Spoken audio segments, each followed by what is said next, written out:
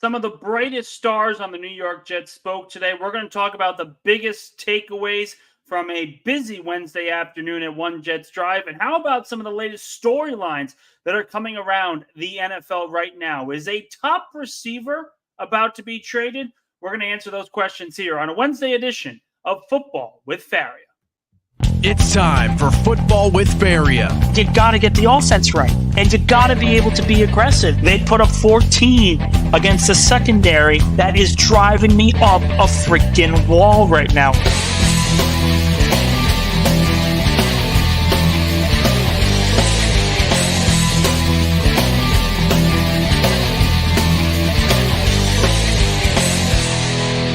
Now here's your host, Nick Faria.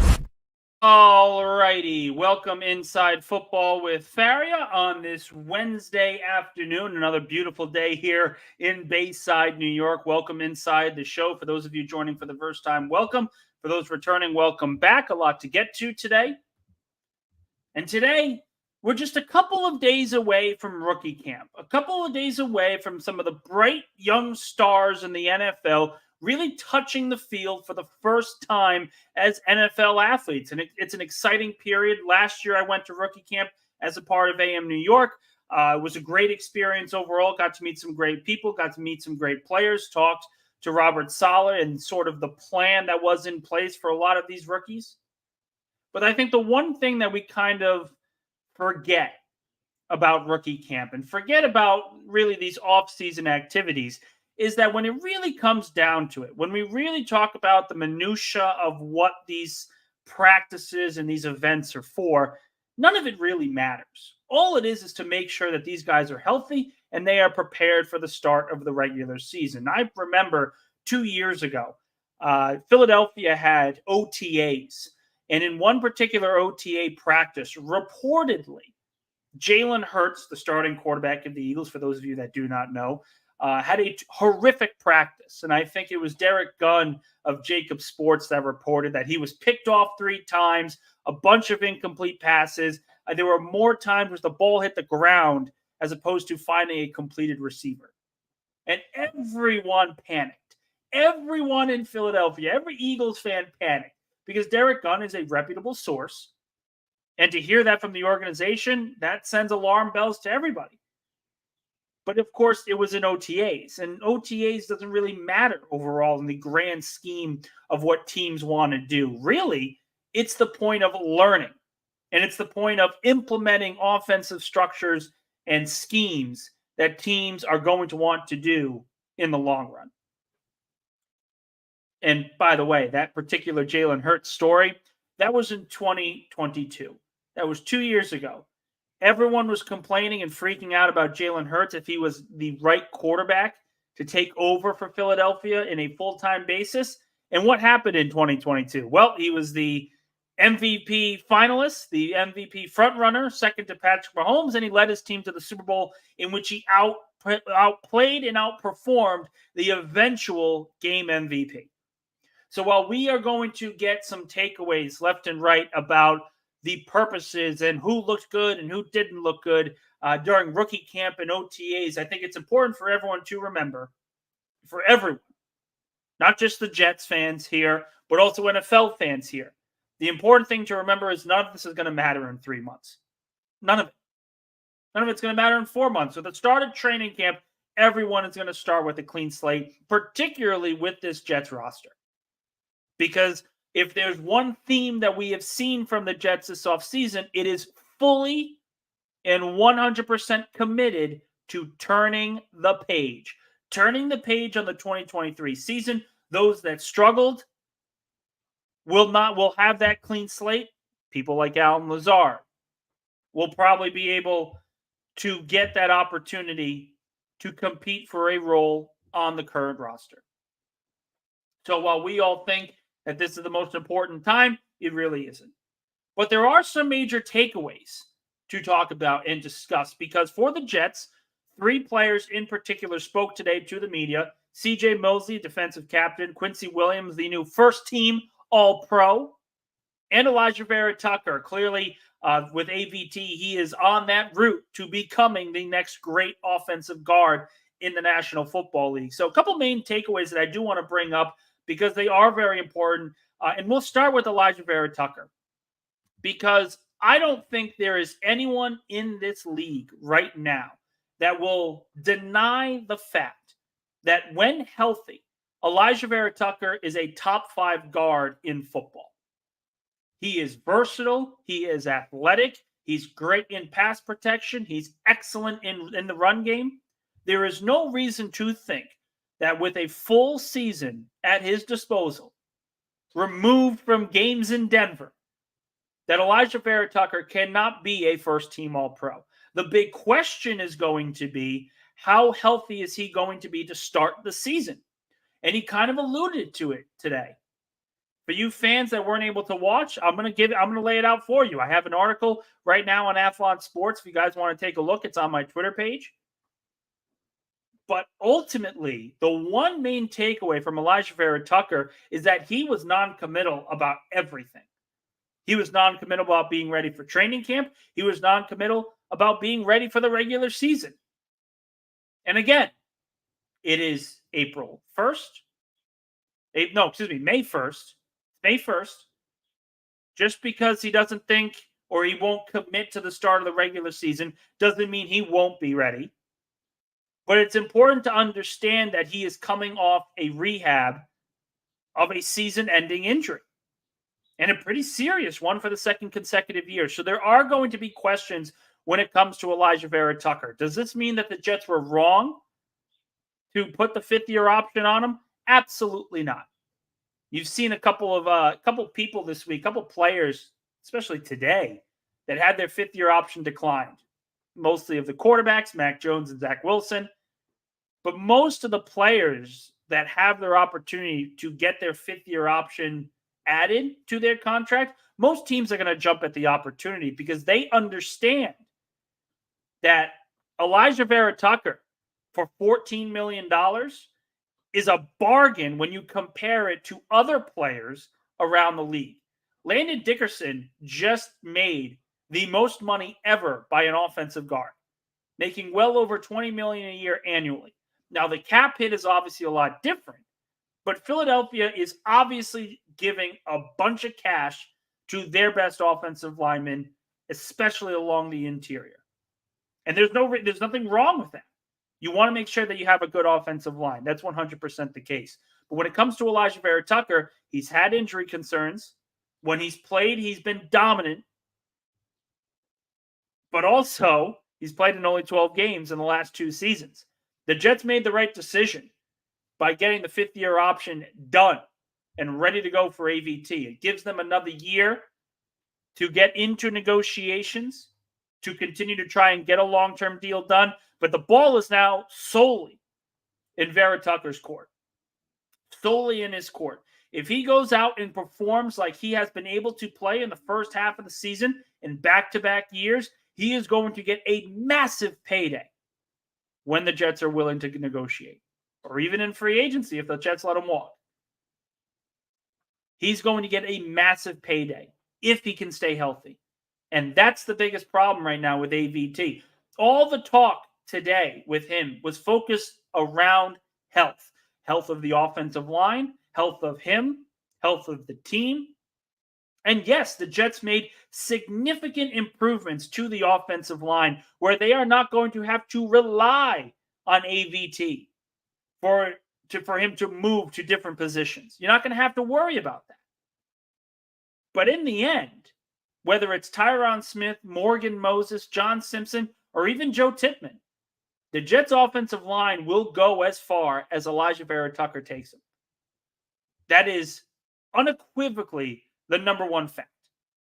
He is that good and also that important to the team. And we could argue about his overall impact, but all you have to do is look at last season and the last 2 years in general. When he was healthy, the Jets' offensive line wasn't great, but it was certainly dependable to move the ball down the field. They could run consistently.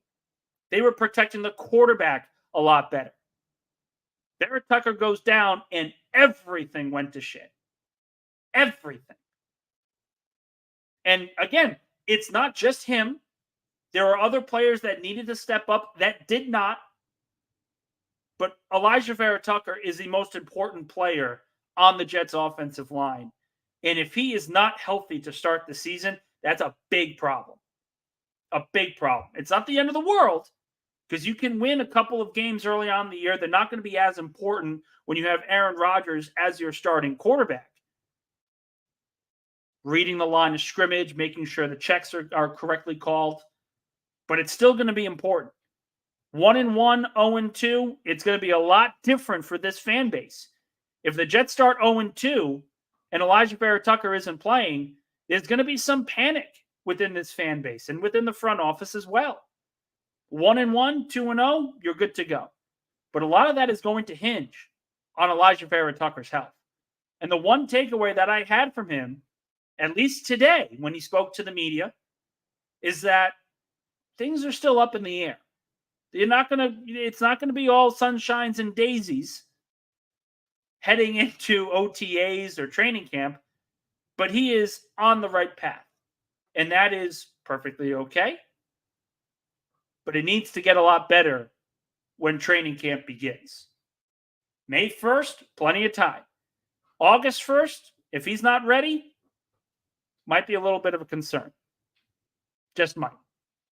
Again, football with Faria, a Wednesday edition. If you guys got any questions, hit the chat. If you guys want to call in, the link in the YouTube description is down below for more.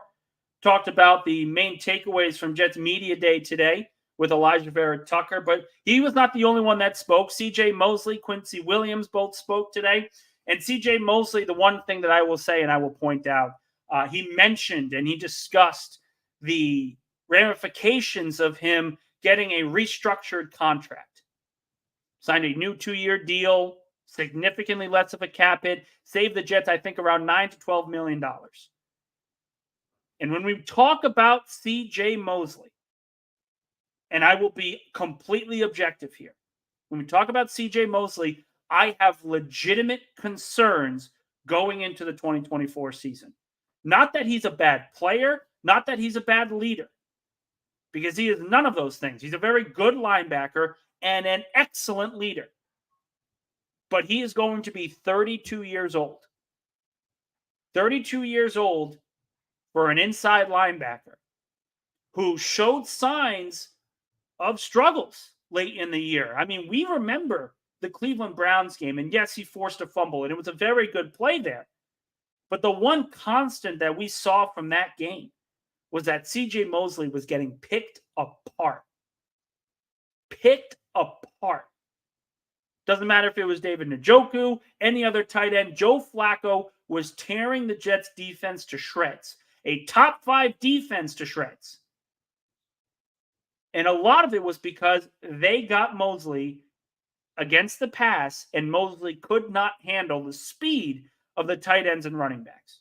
That's a legitimate concern because, quite frankly, he's not getting any younger. He's not getting any younger. And again, I'm not saying that he's a bad player. I'm not even saying he's going to have a bad year. But this defense relies on its linebackers to be fast, agile, and reading the offensive line as quick as possible. As long as Mosley can continue to read at a high level, he is going to be highly effective in this defense. But I think it's also fair to understand, and at least to point out, that there are not a lot of good 32-year-old linebackers who can consistently do that at a high level for a full 17-game season. There's not. He's reaching uncharted territory. And yes, he has played very well. As a whole, he played well in 2023. But I saw the Dolphins game. I saw the Browns game. I saw all of it. And it wasn't always pretty with C.J. Mosley late in the year. It wasn't always pretty with the rest of the Jets. But at 32 years old, a linebacker, I'm a little concerned. I need to see how he looks to start training camp, to start OTAs, all of that stuff. Something to watch out for. Not saying it's bad, not saying it's going to be bad. It is a concern that I have based on history. You guys have heard me say this over and over again. My football takes, almost every single one of them, are going to be based on historical precedent. There are not many linebackers in NFL history that have been as dominant as they were in their prime when they turned 32 years old. And CJ Mosley today spoke about his contract restructure. He mentioned that it was best for the team and he only wants to win. And all of that is fantastic. It's all fantastic. But there has to be at least a general understanding that if he struggles to start the year, there has to be a conversation that Jamien Sherwood should be ready to go. Because, and I'll be quite honest with you, I saw Jamien Sherwood play last season. I spoke to him more than any other player in that locker room last year. Sherwood's ready. Jamien Sherwood had a very, very strong season in 2023. Very strong season. By Pro Football Focus, he was one of the best overall linebackers in the game. Obviously in limited snaps, but Jamien Sherwood is ready to go. And I think if the Jets give him more opportunities, he's going to show out to be a top linebacker in football. I think he's ready. And that's why I say, even if CJ Mosley were to take a step back due to his just natural age of the position, the Jets have a perfect response because they can go to a guy like Sherwood who has played CJ Mosley's position before, who has learned under Mosley. The biggest theme that Sherwood would always tell me specifically is that he is nothing without Mosley's guidance and leadership, teaching him the ropes at inside linebacker. All of that is going to be true. And that's why, if you're the Jets and you are all in on this season, if Mosley shows any sign of age, any sign of slowness in his reads, in his speed, anything, they should immediately move to Jamien Sherwood in the starting role. It's not going to be popular. It may not be popular in the locker room. It may not be popular with the fan base. But in the best possible situation to succeed, if Mosley shows he is not 100% or age has caught up with him, it's a natural thing, Sherwood is ready to go. I fully believe that because I saw him play at a very high level last year. At a very high level, at a position that, listen, he didn't play the amount of snaps that Quincy Williams did. He didn't play the amount of snaps that CJ Mosley did. All of that is fair. So we're basing his production, his strong production, off of limited snap counts. But again, I continue to say this about the Jets coaching staff. Don't they deserve the benefit of the doubt when it comes to just developing defensive talent? Don't they deserve the benefit of the doubt to understand, hey, this player's got it. We can give him more opportunities. We saw that with Michael Carter. We saw that with Tony Adams, Bryce Huff. All of these guys have developed under this Jets coaching staff, and I'll throw Quincy Williams in there as well. When Williams came into the Jets, he was a good linebacker, but no one saw the upside of an all-pro like the Jets coaching staff did. And now he is one of the most underpaid players in the National Football League. So Quincy Williams is a perfect example of why the Jets understand linebackers and understand the development of linebackers. If they believe Jamien Sherwood is ready and CJ Mosley struggles to start the season as he did to the end of the 2023 season, there is no doubt that they should go to Sherwood to start at some point in Mosley's position. It's not going to be popular. And Mosley, for his credit, did what he needed to do. The Jets knew that they needed to get Mosley on a shorter deal with less cap hit involved. They needed to. Because at one point this offseason, he had the highest cap hit on the Jets. An inside linebacker at 31, 32 years old had the highest cap hit. And they have since lowered that. And that's good for Mosley, and that's good for the Jets. And both sides should be commended for getting that deal done, including Mosley, because he understood, and he said it today in the press conference, that he understood as a leader, he needs to lead by example, but also put the team in the best position to succeed. The money that they saved with Mosley's contract brought in Tyron Smith, brought in Mike Williams. Mosley should get credit for that, at least partial credit for that. And he has. But football is not a game of, ooh, I love you, so therefore you have to play even though you're struggling. It's one question that I have going into OTAs and training camp. How does CJ Mosley look? If he looks a little slower, might be time to start having the conversation. Not many 32-year-old linebackers are able to dominate at a high level. Not many. Again, football with Faria here, Wednesday edition, 5:28 on the clock. We're going till around 6 p.m. today as normal. My wife should be home relatively soon overall, so I don't want to keep her waiting before I start cooking dinner. Talked about CJ Mosley and Elijah Vera Tucker's media sessions today. I was not on those Zoom calls. However, I did watch the recording, so I am up to date on pretty much everything that went on there. But there was another piece that the Jets sent out this past week, actually last night. It was there, and help me if I'm wrong, Jet fans, if I'm butchering this, I apologize, but their Jets 24 all access of the NFL Draft War Room. I would recommend everyone watch it if you haven't already, because there are some great nuggets. There are some great nuggets when it comes to that session, because you essentially see the Jets' mindset both in the first round and in the second round when they were trying to trade up for Malachi Corley. And I want to start with the first takeaways of the first round, because the conversation that Joe Douglas had was fascinating. Absolutely fascinating. You saw the frustration that Douglas is having, particularly with the Atlanta Falcons with the 8th overall pick, because he felt in his mind that Michael Penix, the player that the Falcons eventually took, would still be available to Atlanta if they just accepted New York's trade to 10.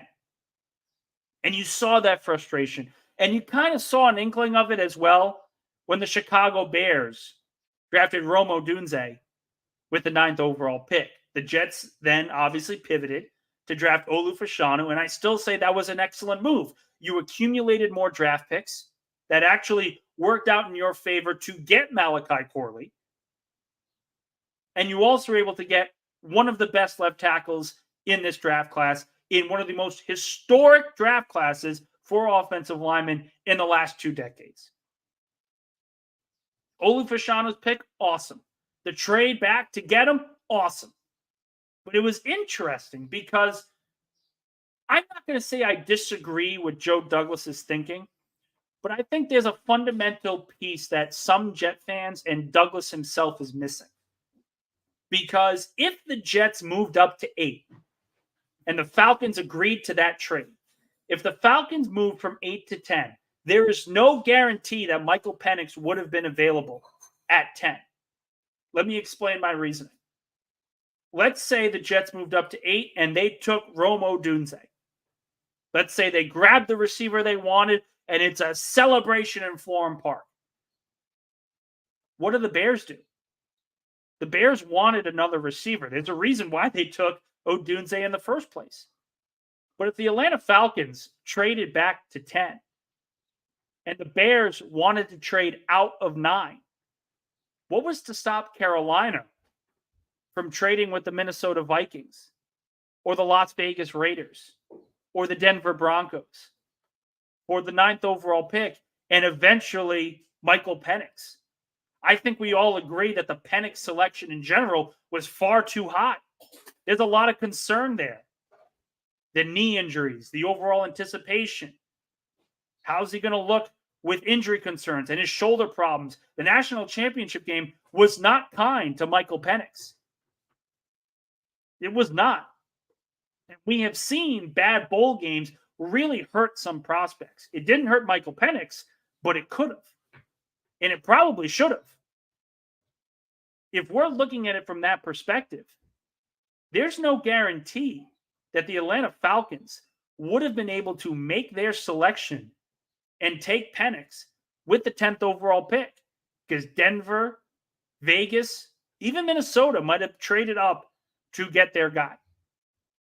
So while I think Joe Douglas was frustrated that Atlanta stayed where they were, it makes sense in the Atlanta mindset of wanting their guy. I'm not saying that it made sense to take Michael Penix with the 8th overall pick, but I'm saying in the grand scheme of taking the player that you want above all else, it made sense to stay where they were.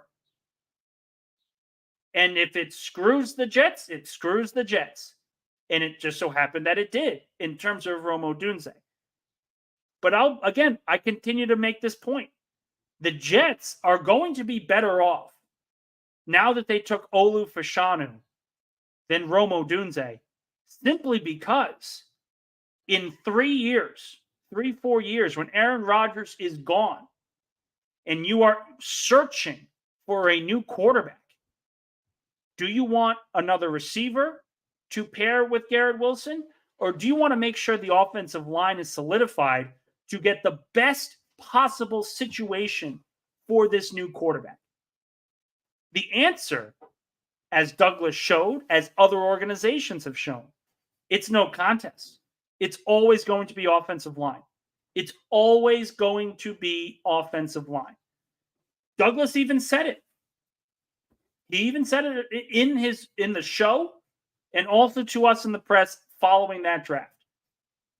It wasn't between Brock Bowers and Olu Fashanu. It was either we get the receiver we want or we're taking the offensive lineman. Because best value overall means getting the best player available at the highest position of value. And that's always going to be the case. It's always going to be the case. So again, I implore you guys, check out Flight 24, the Jets YouTube show for the All Access Draft War Room. A lot of fun. I watched the entire thing. I couldn't stop watching. I couldn't stop watching that, and I couldn't stop watching Jeffrey Lurie's speech because, again, not a lot of Jet fans here care to know what's going on with the Philadelphia Eagles owner. But if you want to talk about great ownership, and I mean, when I say great, I don't just mean, oh, this guy will give the money wherever is necessary. I mean a guy that cares about the product that his team puts out on the field. A guy that is going to do everything in his power to field the most competitive roster possible. Jeffrey Lurie is one of one. Guys, I'm not even kidding. Look at the Eagles clip when Jeffrey Lurie talks to the scouts and his front office. And he talks about the collaborative approach that Philadelphia has. Every team has a collaborative approach. The Jets have a collaborative approach. But things are different in Philadelphia because it is a massive, massive group. Howie Roseman, after their draft show, had the entire scouting department take a photo on the stand. And the entire thing was filled. The entire thing was filled. And that kind of goes back to what Jeffrey Lurie said about it being the collaborative approach in Philadelphia and how they've been able to maintain success. And when it comes to that, there are a few teams that have been as successful as the Philadelphia Eagles on draft night specifically. And when it comes to Jeffrey Lurie, there may not be a better owner in the National Football League right now in terms of having an all-in owner who's willing to do anything possible to get a championship to his team. Woody Johnson has done his part for the Jets. Woody Johnson has done an excellent job. He's essentially given the green light for the organization to do everything possible to win in 2024. I can't say that, though, from 2023, especially after Aaron Rodgers went down. Especially after he went down. So, talk about great owners, talk about great projects, organizations showing their war rooms over the last 3 days of what happened on draft weekend. Philadelphia's was great. The Jets was great. It was just great stuff. But I love, in particular, transitioning back to the Jets after talking about Jeffrey Lurie, I love the trade conversations when it came to the trade up for Malachi Corley. And obviously, for you Jet fans out there, the Jets moved up to 65 from 72 with the Panthers, took the Western Kentucky product. They call him the Yak King for a reason. And the interesting thing about it, those conversations, was Douglas, you could see the frustration. You could see the frustration building in that room.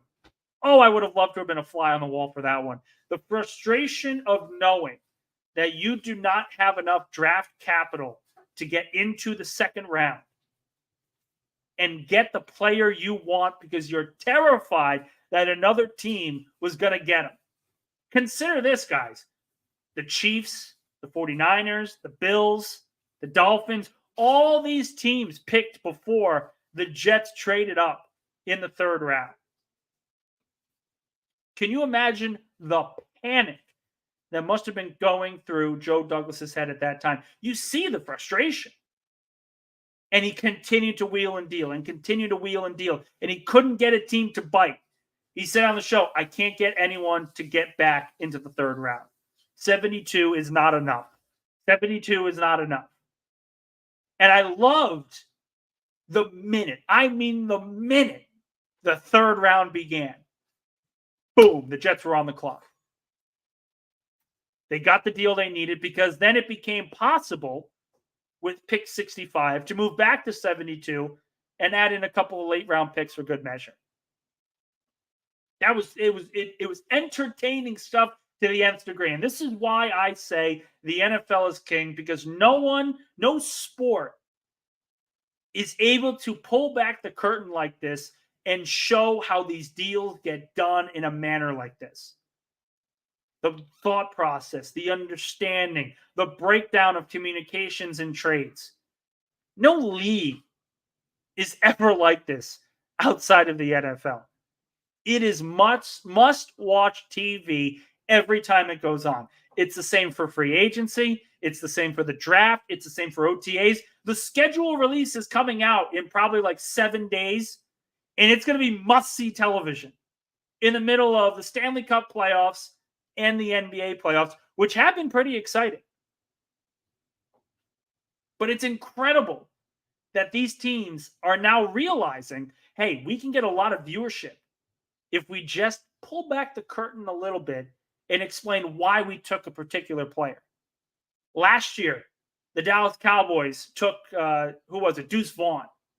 They took Deuce Vaughn late rounds, but the story behind it was that he was the son of a scout or a member of the Cowboys front office. And the dad was literally calling his son to tell him that he was drafted. And it was such an awesome moment. Objectively, I hate the Cowboys. I think most of us here hate the Cowboys. We all understand that. But it was such an awesome moment for the family, for the NFL in general. It was awesome. Jeffrey Lurie having that little session with the scouts and with the front office and saying that this entire draft is because of you.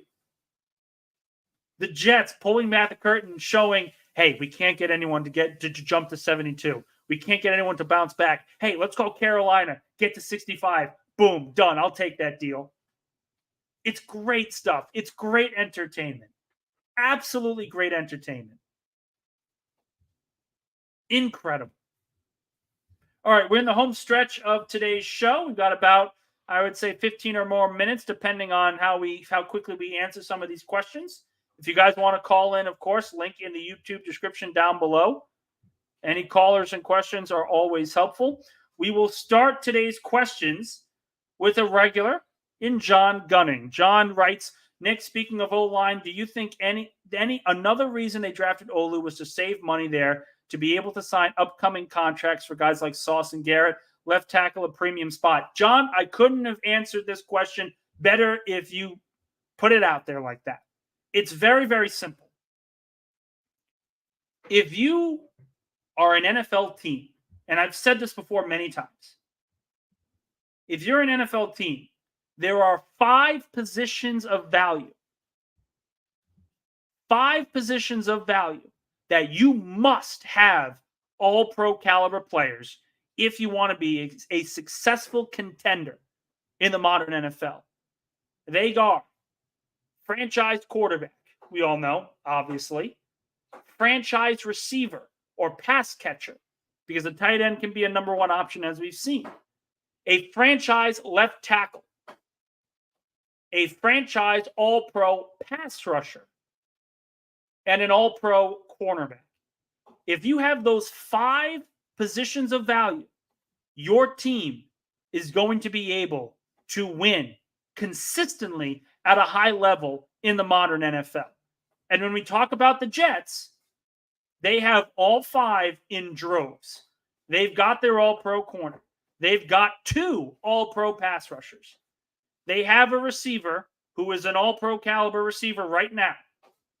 They've got their franchise quarterback. The one thing they didn't have was a franchise left tackle. Yes, Tyron Smith can become that if he stays healthy for a full 17 games. We've seen when he's healthy, he is as dominant as any player in history of the left tackle position. But you need a long-term plan. All 4 of these positions that the Jets currently have, there's a long-term plan in place. You didn't have that at tackle, and now you do. And that's why Olu Fashanu is so important as a selection over a pass catcher like Brock Bowers or Rome Odunze. That's why. Because the value that you get from the left tackle position, where you do not have to spend big money next year on re-signing Tyron Smith, that's a fundamental win for the Jets in the long term. A fundamental win. So great question, John, and I do agree. The Fashanu pick comes down to cap space, making sure that you have enough money to pay your top players, but also at a position of value. And overall, it makes the most sense. I know my wife's over here on the other side trying to make faces. That's what happens. But we move. Couple later questions here. Let's go with our good friend Dano. Dane, it sure appears like CJ Mosley has cut weight. I'm assuming, if true, this may help him get quicker laterally. Am I mistaken? Does he look thinner to you in person, Nick? So again, I believe this was all on Zoom today. I wasn't on those Zoom calls. But I will say the one thing that I'll say with CJ Mosley, he's always in shape. It's not like he's not in shape. And my concern with Mosley isn't that he's not going to be ready for the NFL season. I'm just concerned about the natural age of the position. 32 years old is very old for a linebacker, particularly an inside one who has to play coverage and defend the run. That's my concern. It's not that he looks in shape or he's in better shape than he was last year. He's a phenomenal athlete. But being a phenomenal athlete at 32 doesn't mean you're going to be successful in the NFL. That's my question. That's my concern. I know we got another question from Dano, but we do have a call, and it's a regular on the show. It's Johnny. Johnny, how's everything going? Doing great, Nick. Hey, how you doing, buddy? How's everything going on, Nick? Oh, yeah, same old, same old. Hey, man, appreciate you. And I did want to ask questions in regards of with CJ, right? I feel like last year, a lot of the stuff was asked in regards of, is Saleh losing the locker room? Is JD losing the locker room? What kind of culture is being built, right? Yes, CJ is older, right? But he was still a hell of a linebacker this year, right? Yeah. What do you think that brings in the fact that he went ahead and took this pay cut again, restructured his actual his contract and everything, right? What do you think this is telling to all these young guys that are coming in and the guys that are there as well? Because not only did he has his presser today, but so did Quincy, Elijah Merritt-Tucker, yeah. Quincy had his, and he's another one that went ahead and said, I have to get better. Yeah. After having the hell of a season that he had. So with these two pillars that I feel like are the defense, right, as well. Now, Quinnen, of course, he's the main one that holds that entire defense together, right? But hearing this out from a vet like CJ, what's the message you think that truly does bring to everybody else? I'd love to. I want to try and give this answer enough credence, but it's not going to mean a damn thing. It's not going to mean a damn thing because the players that are coming into these next contracts, Gardner, AVT, Garrett Wilson, they are deserving of massive contracts. I think we all agree they are more than deserving of $20 million a year. Agreed. At least Gardner and Wilson, potentially even Brees Hall, depending on how good of a season he has. Mosley signed this extension and did this restructure at 31 years old. He's already made his money. He's had a very rich NFL career. In some ways, you could argue he's on a Hall of Fame trajectory if he continues to play at this level. When you make all your money like that, the only thing you're worried about is championships. What are you going to say to guys like Garrett and Sauce who have not made that kind of money but could, and then we'll worry about championships later? I'm not sitting here saying that it's meaningless, because Mosley as a leader is always important. And the option was either going to be release him outright or bring him back on a restructured deal. And the fact that he was willing to do it speaks volumes to him and the organizational structure that they have built. But is it going to mean anything to the guys that are getting extensions? No. It's not going to mean anything to Michael Carter. It's not going to mean anything to Sauce, because they need their money because they weren't getting their money in their rookie contracts. Do you think, though, that speaks to the other vets and the other positions that we have as vets? So as like your DJ Reed, right? Will he be like, you know what? I mean, I don't need to break the bank on you guys. What I'm trying to come at is the whole Huff situation. Mm-hmm. That, if let's just say Sauce says, God forbid, right? I'm knocking on wood right now, that he comes out and he's like, you know what? I'm not going to go ahead and publicly states it. I'm not doing this whole hometown discount, blah, blah, blah. Because CJ said we spoke, had a heart-to-heart, and it was all a private conversation. Yeah. I feel like when Aaron Rodgers speaks, I feel like when a CJ speaks, right? Yeah. They choose their words super wisely to let everybody know, like, hey, if this you're gonna, this is the standard. This is what we do here in the NFL. I get it. I get it, Johnny. I don't think it's going to matter. I really don't, because, and again, this isn't to say that Sauce Gardner and Garrett Wilson are bad leaders or bad people. They are exemplary locker room leaders at a very young age. Listen to how Sauce Gardner talks. Listen to how Garrett Wilson talks. Garrett Wilson has every reason to be freaking out this season, because through 2 years, he has reset the mark of what is expected out of a Jets wide receiver. He's completely reset it. And he has had no quarterback. Absolutely none. He is absolutely deserving to say, I have played with some terrible quarterbacks. Give me my money. And it's not to say that it's bad. It's not to say anything else. I think the one negotiation that I compare it to is Le'Veon Bell with the Steelers. When the Pittsburgh Steelers and Bell were in those negotiations back and forth, Pittsburgh gave him an offer, a generous offer. I think it was 5 years, $77 million. And Le'Veon Bell said, I'm an offensive weapon. I want more. I am deserving of more. And Pittsburgh said, we agree. We can't get that to you. Go somewhere else and find it. And he wasn't able to find it and ended his career. I'm not saying that's going to happen with Garrett, but the Jets have to understand that just because these leaders are here to set the tone, it doesn't mean that these other guys are going to just be willing to take that pay cut when they have been dealing with far worse situations, particularly with Garrett Wilson. And Nick, and I believe you were one of the few that stated, like, this stuff needs to get done, like now compared to later on where it becomes a circus. Clock's ticking.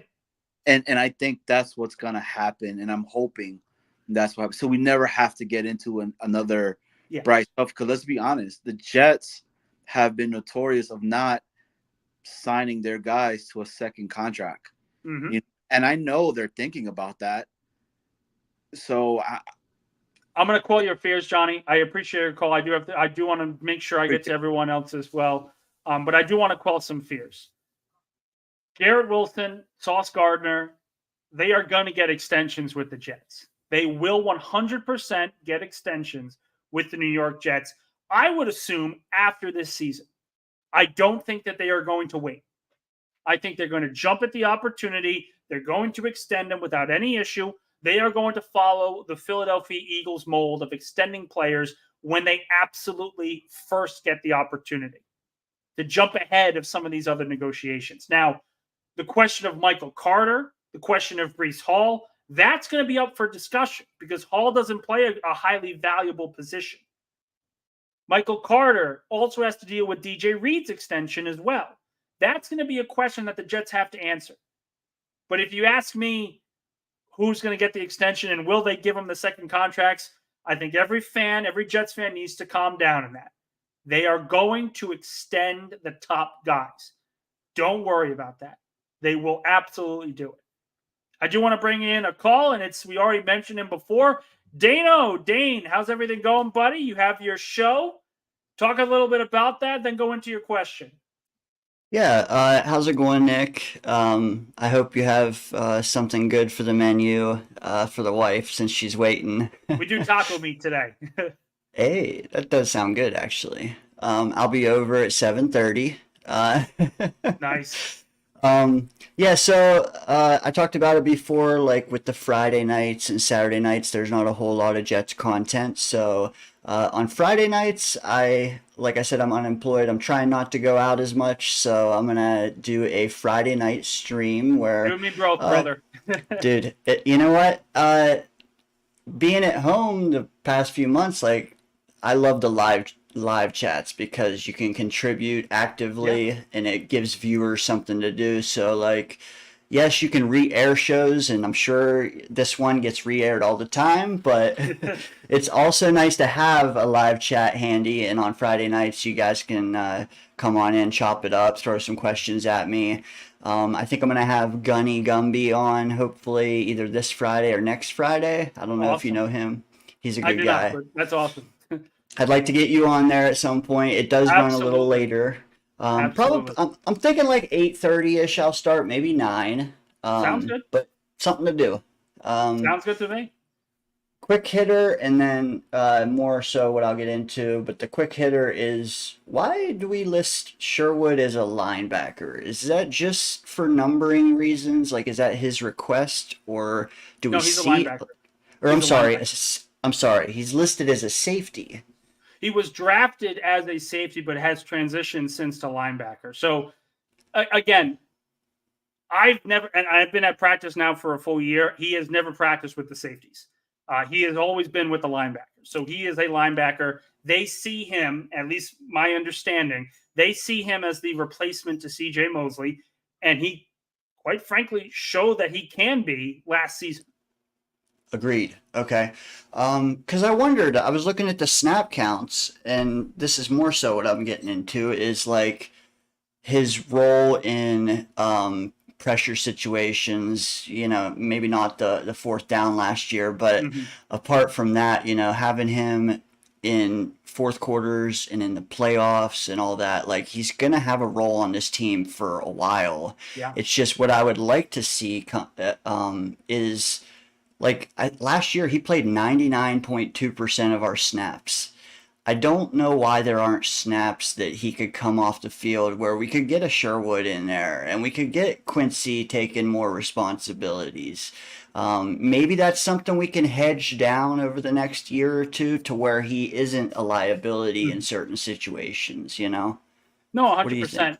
100%. And I think with Sherwood's development, it's going to be very important. I would argue it's one of the more important developmental pieces that the Jets have, because if he develops into this all-pro linebacker that I think he could potentially hit, it changes everything. Now the Jets don't have to worry about paying another linebacker $20 million a year. Now you've got him on a young, team-friendly deal, kind of like you have Quincy Williams. You don't have to worry about extending CJ Mosley past his prime simply because he's a locker room leader. Sometimes you got to cut bait with an older veteran and say, thank you for your service. You'll always be a Jet. You're going to come in. You're going to be in our Ring of Honor, all of that. Sometimes that's got to happen. And if Sherwood develops into that player, I know they're high on Barnes. I know they're high on these other guys. But based on what I saw from Sherwood last year, there is no reason to think he cannot develop into that kind of player.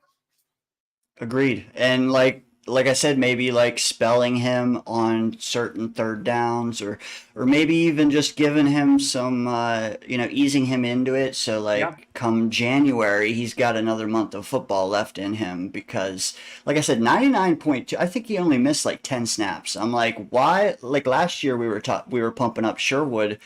Why? I mean, he did see like 200 snaps, but A, I'd like to see that come up more, and B, like, let's give CJ, like I said, he has to prep for another month of football, and his speed, that's going to be the first to go. So we have to. That's the biggest question. And listen, I don't want to make this about, CJ Mosley, you need to move on.